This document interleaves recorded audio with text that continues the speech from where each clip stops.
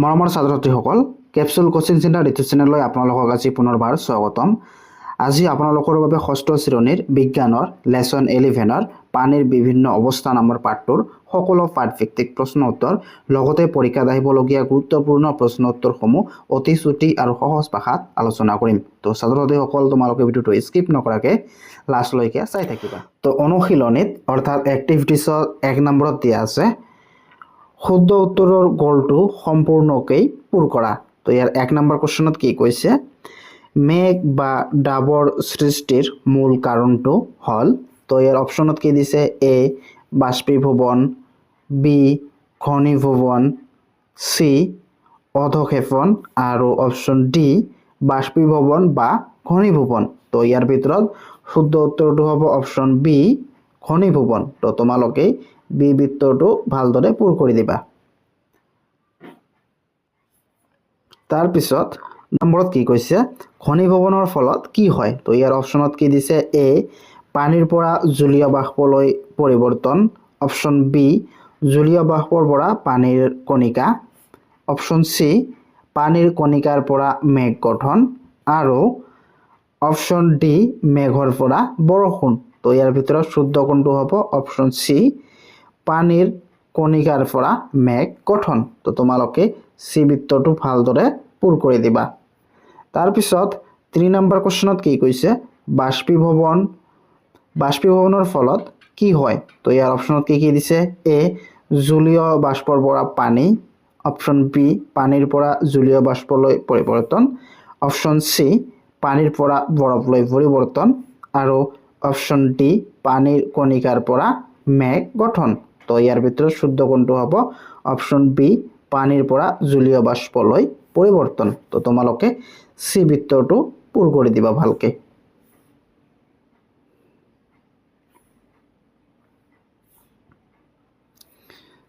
তাৰ পিছত 2 নম্বৰত দিয়া আছে খালী ঠাই পূৰ কৰা। তো 1 নম্বৰত কি কৈছে, ৰ'দত তিতা কাপৰ শুকোৱাৰ প্ৰক্ৰিয়াটো হল, খালী ঠাইত তোমালোকে কি লিখিবা, বাষ্পীভৱন। তাৰ পিছত কোৱেশ্চন 2ত দিয়া আছে পানীৰ গোটা অৱস্থা হল ডেশ আৰু গেছীয় অৱস্থা হল ডেশ। তো তোমালোকে খালী ঠাইত লিখিবা পানীৰ গোটা অৱস্থা হল তৰল আৰু গেছীয় অৱস্থা হল জলীয় বাষ্প। তাৰ পিছত 3 নম্বৰত কি কৈছে, বায়ুমণ্ডল অতি ঠাণ্ডা হলে পানীৰ সৰু টোপালবোৰ ডেশ লৈ পৰিৱৰ্তন হয়। তো তোমালোকে খালী ঠাইত লিখিবা বৰফ লৈ পৰিৱৰ্তন হয়। 3 নম্বৰত কি কৈছে, বায়ুমণ্ডল অতি ঠাণ্ডা হলে পানীৰ সৰু টোপালবোৰ বৰফ লৈ পৰিণত হয়। খালী ঠাইত লিখিবা বৰফ। তাৰ পিছত 4 নম্বৰ কোৱেশ্চনত কি কৈছে, আকৃতিৰ পৰিৱৰ্তন নোহোৱা পানীৰ অৱস্থাটোৰ নাম হল গোটা অৱস্থা। তো খালী ঠাইত তোমালোকে লিখিবা গোটা অৱস্থা। তাৰ পিছত 5 নম্বৰত দিয়া আছে খালী ঠাইত কি লিখিবা তোমালোকে, জলীয় বাষ্প। জলীয় বাষ্প প্ৰক্ৰিয়াৰ ফলত নিয়ৰ সৃষ্টি হয়। তাৰ পিছত 3 নম্বৰ কোৱেশ্চনত কি কৈছে, তলত দিয়া ঘটনাবোৰ কি প্ৰক্ৰিয়াৰ লগত জড়িত, বাষ্পীভৱন নে ঘনীভৱন। তো ইয়াত তো 1 নম্বৰত কি কৈছে, উত্তপ্ত লৌহদণ্ড এডালত পানী ছটিয়ালে পানীৰ ভাপ ওলায়। তো এইটো কি, এইটো হল বাষ্পীভৱন। বাষ্পীভৱনৰ ফলত এই ঘটনাটো হয়। তাৰ পিছত 2 নম্বৰত কি কৈছে, বৰফযুক্ত ঠাণ্ডা পানী থকা গিলাচৰ পৃষ্ঠত পানীৰ টোপাল জমা হয়। এইটো কি প্ৰক্ৰিয়া, ঘনীভৱন। তাৰ পিছত 3 নম্বৰত কি কৈছে, মাটিৰ পাত্ৰত বা মাটিৰ পাত্ৰৰ কুলাৰত পানী বা খাদ্য সামগ্ৰী ৰাখিলে বহুদিনলৈ ভালে থাকে। এইটো কি প্ৰক্ৰিয়া, ঘনীভৱন। তাৰ পিছত 4 নম্বৰত কি কৈছে, মাটিৰ কলহৰ পানী ধাতুৰ পাত্ৰত ৰখা পানীতকৈ শীতল। এইটো কি, এইটো হল বাষ্পীভৱন। তাৰ পিছত 4 নম্বৰত কি কৈছে, তলৰ উক্তিবোৰৰ কাৰণ ব্যাখ্যা কৰা। তো ইয়াৰ 1 নম্বৰ প্ৰশ্নত কি কৈছে, বৰষুণ দি থকা অৱস্থাত বা শীতকালত খিৰিকীবোৰ বন্ধ কৰি গাড়ী এখন চলাই থাকিলেই সন্মুখৰ আৰু খিৰিকীৰ আইনাবোৰ ধোৱা ধোৱা দেখি। তো ইয়াৰ কাৰণ কি? তো ইয়াৰ উত্তৰত তোমালোকে লিখিবা, গাড়ীৰ ভিতৰত মানুহৰ নিশ্বাসৰ জলীয় বাষ্প ঠাণ্ডা গ্লাছত পৰি ঘনীভৱন হৈ পানীৰ সৰু টোপালত পৰিণত হয়, সেইকাৰণে আইনাবোৰ ধোৱা ধোৱা দেখি। তাৰপিছত 2 নম্বৰত কি কৈছে, শীতকালত বৰষুণ কম হয় বা নহয়। তো ইয়াৰ কাৰণ কি? তো উত্তৰত তোমালোকে লিখিবা, শীতকালত বায়ুমণ্ডল ঠাণ্ডা থাকে, বাষ্পীভৱনৰ পৰিমাণ কম হয়, তাৰ ফলত জলীয় বাষ্প কমে আৰু মেঘ কম গঠিত হয়, সেইকাৰণে শীতকালত বৰষুণ কম হয় বা নহয়। তাৰপিছত 3 নম্বৰত কি কৈছে, তিতা কাপোৰ ইস্ত্ৰি কৰোঁতেই পানীৰ ভাপ ওলায়।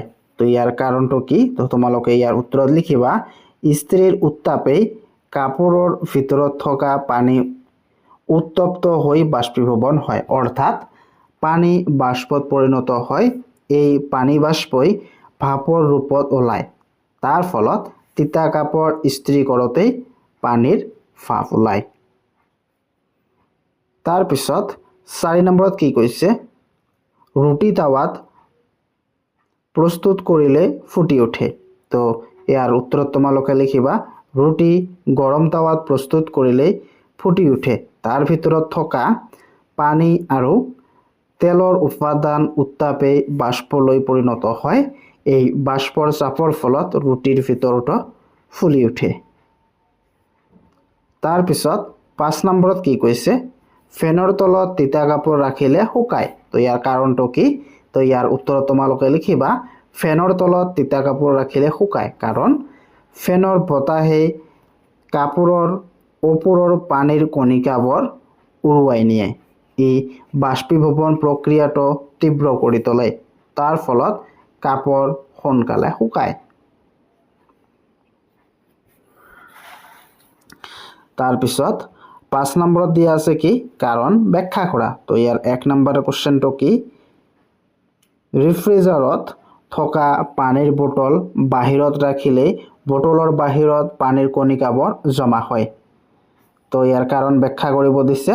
তো উত্তৰত তোমালোকে লিখিবা, ৰেফ্ৰিজাৰেটৰৰ ভিতৰত থকা পানীৰ বটল ঠাণ্ডা থাকে, বটলখন বাহিৰলৈ উলিয়ালেই বায়ুৰ আৰ্দ্ৰতা বটলৰ ঠাণ্ডা পৃষ্ঠত সংস্পৰ্শলৈ হৈ ঠাণ্ডা হৈ পৰে, তাৰ ফলত বায়ুত থকা জলীয় বাষ্প ঘনীভৱন হৈ পানীৰ কণিকাৰ ৰূপত বটলৰ বাহিৰত জমা হৈ থাকে, এই প্ৰক্ৰিয়াটোক ঘনীভৱন বোলা হয়। তাৰপিছত 2 নম্বৰ কুৱেশ্যনত কি কৈছে, বাষ্পীভৱন আৰু ঘনীভৱন নহ'লে জলচক্ৰ নহয়। তো ইয়াৰ কাৰণ ব্যাখ্যা কৰিব দিছে। তো তোমালোকে উত্তৰত লিখিবা, বাষ্পীভৱন আৰু ঘনীভৱন নহ'লে জলচক্ৰ নহয়, কাৰণ দিনৰ ভাগত সূৰ্যৰ পোহৰত সাগৰ পুখুৰী আদিৰ পৰা পানী বাষ্পীভৱন হৈ বায়ুমণ্ডললৈ যায়, এই বাষ্পই ঠাণ্ডা হৈ ঘনীভৱন হৈ মেঘ গঠন কৰে, মেঘৰ পৰা বৰষুণ হৈ পানী পুনৰ ভূপৃষ্ঠলৈ পানী ভাগ পৰে। যদি এই দুটা প্ৰক্ৰিয়া নহয়, তেন্তে পানীৰ এই চক্ৰ বন্ধ হৈ পৰে, সেয়েহে বাষ্পীভৱন আৰু ঘনীভৱন নহ'লে জলচক্ৰ সম্ভৱ নহয়। তাৰপিছত 6 নম্বৰ কুৱেশ্যনত কি কৈছে, শীতকালত গছৰ পাতত নিয়ৰ দেখা পাওঁ কিয়? তো ইয়াৰ উত্তৰত তোমালোকে লিখিবা, শীতকালত ৰাতিপুৱাৰ বায়ু ঠাণ্ডা হৈ পৰে, বায়ুৰ থকা জলীয় বাষ্প গছৰ ঠাণ্ডা পাতৰ সৈতে সংস্পৰ্শলৈ আহি ঠাণ্ডা হৈ পানীৰ টোপালত পৰিণত হয়, এই প্ৰক্ৰিয়াটোক ঘনীভৱন বোলে, সেইকাৰণে শীতকালত গছৰ পাতৰ নিয়ৰ দেখা পাওঁ। যেনে ঠাণ্ডা পানী গ্লাছৰ বাহিৰত যে পানীৰ টোপাল দেখা পায়, সেয়াই নিয়ৰৰ দৰে। তাৰপিছত 7 নম্বৰ কুৱেশ্যনত কি কৈছে, সূৰ্যৰ পোহৰত ভূপৃষ্ঠৰ পানীভাগ শুকাই যায় কিয়? ইয়াৰ উত্তৰত তোমালোকে লিখিবা সূৰ্যৰ পোহৰত ভূপৃষ্ঠৰ পানী বাষ্পীভৱন হৈ বায়ুত জলীয় বাষ্প ৰূপে মিহলি হয়। ঠাণ্ডা হৈ এই বাষ্প ঘনীভৱন হয় আৰু মেঘ গঠন কৰে। মেঘৰ পানীৰ কণিকা ডাঙৰ হৈ বৰষুণৰ ৰূপত ভূপৃষ্ঠলৈ পৰে। তাৰ ফলত ভূপৃষ্ঠৰ পানীভাগ শুকাই যায়। তাৰপিছত ৮ নম্বৰ প্ৰশ্নত কি কোৱা আছে? পানীৰ দৰেই তিনিটা অৱস্থাত পাব পৰা এবিধ পদাৰ্থৰ নাম লিখা। তো ইয়াৰ উত্তৰত তোমালোকে কি লিখিবা? নেপথলিন। নেপথলিন পানীৰ দৰে এটা পদাৰ্থ।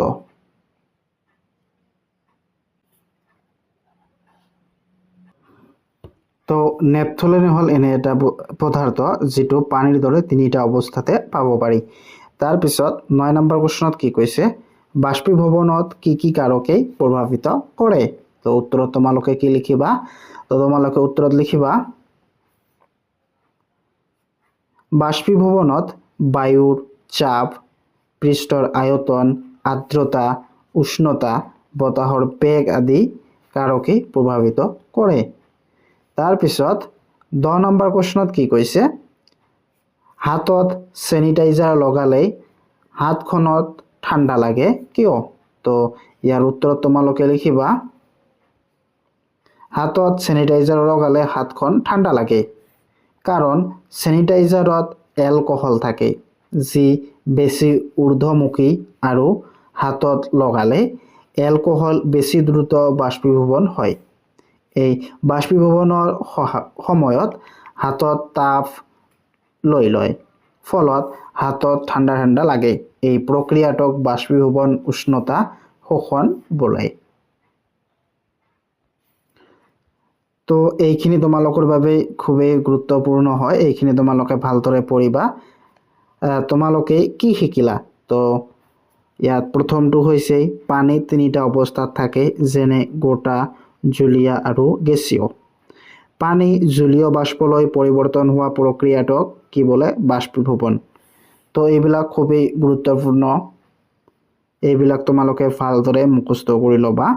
জলীয় বাষ্প পানীৰ টোপাল বা পানীলৈ পৰিৱৰ্তন হোৱা প্ৰক্ৰিয়াটোক কি বোলে? ঘনীভৱন। তাপ বা ঠাণ্ডা প্ৰয়োগ কৰিলে পানীৰ অৱস্থাৰ পৰিৱৰ্তন হয়। এইবিলাক গোটেইখিনি তোমালোকে ভালদৰে মুখস্থ কৰি ল'বা কাৰণ ইয়াৰ পৰাই পৰীক্ষাত আহে।